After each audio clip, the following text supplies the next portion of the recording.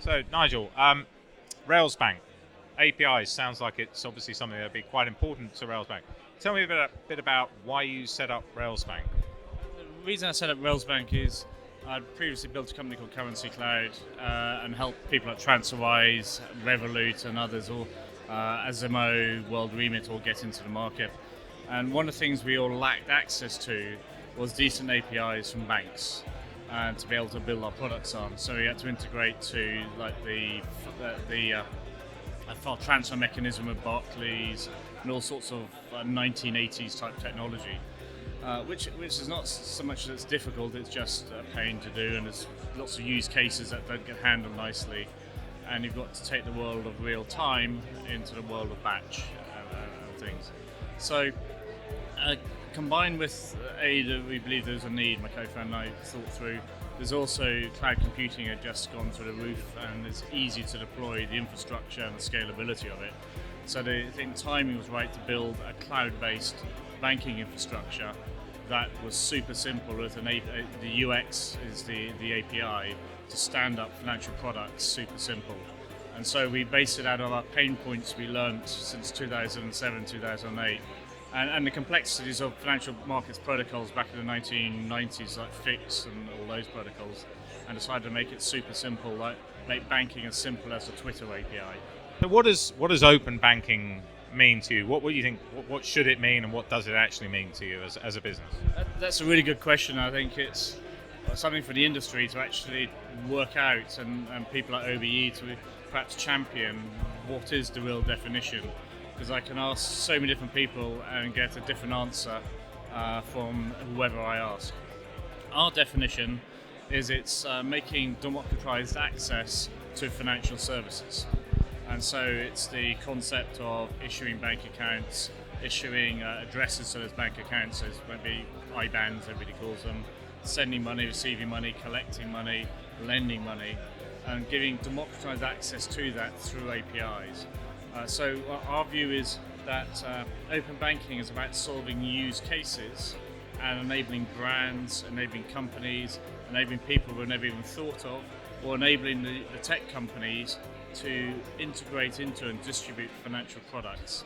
So our definition is about open financial services, democratized access, and also below the APIs is de-siloing the banking world, because at the moment there's APIs on retail banking, separate from APIs on corporate, on APIs on capital markets through FX, or separate things for the card issuing. And we believe you bring that all together and make it customer-centric APIs around an account and a customer, then you've got something that really delivers open banking. So today, I think we're just on this, if you look at it, open banking's been given birth. The baby's taking its first steps, and I think it's now to get the baby walking, going to school, growing up, and I think England, UK as a country, has been amazing in actually getting that there to where we are today. I think it's an important distinction is that the points you made. Open banking is a very big concept that could or should imply an awful lot. The CMA order and PSD2 are only a part of that, or only talk to a part of that. So what are the kind of what do you see as the key challenges, and what do you see as the key opportunities for open banking? I think one of the challenges is, especially from the regulatory side, is really being clear on who the customer is, and the media too. I think we need to re-educate the media. So the other challenges are, how do we really make it customer-centric rather than bank silo-centric? And there's a great paper by a guy called Frank Rockman, who's one of the original guys and the CFO of Capital One, about the Copernicus moment of banking. Because Nicholas Copernicus, was a heretic who was declared a heretic, who was actually right, that the universe goes around the sun, not the earth, and things. So he's excommunicated almost by the church and things. Banking needs to be wrapped around the customer. Amazon wraps around the customer, rather than the customer has to go and be wrapped around the bank. So we see that moment, Copernicus moment of banking, and making APIs de-siloing the banks is something that's a real challenge. I think the way forward for real open financial services. Okay, so I mean, obviously you mentioned earlier we've kind of got a start, if you like. We've started this journey. Just give me one thing. If you could change the regulations or change the framework that we've got now, let's just keep to the UK for now. What's the one thing you would change about the regulations or the ecosystem in the UK? Can I say abolish Brexit?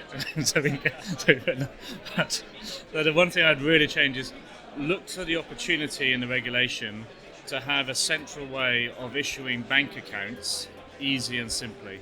Because at the moment, open banking, you've got to have an existing bank account. Part of the mandate of open banking is to do financial inclusion.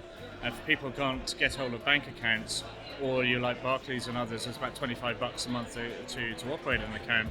If you can make one for 10 cents, regulation around that makes it easy to access, but still safe and with all the AML side of things and KYC, that I think will be a real great challenge for the regulators to allow super simple, low-cost access to financial services. And why is that important? Somebody who hasn't got access to banking, there's 8 million in the UK, 92 million in Europe, can't pay their direct debit so I pay the electricity by direct debit or the mobile or the broadband. And so they're paying more than the people who shouldn't be paying more because you get a discount by paying by direct debit because they haven't got a bank account. So I think that's a really great thing of the regulator and social cause acting together to really empower them through open banking. So if you want to encourage financial inclusion and maybe switching, then having an API that you can create a bank account is probably a good thing that maybe the regulators have missed. Yeah, I think the regulators are going to need to push it because I can't see HSBC saying, here's your Create Bank Account API. Well, we can ask them later. Okay, thank you. Thank you, Nigel.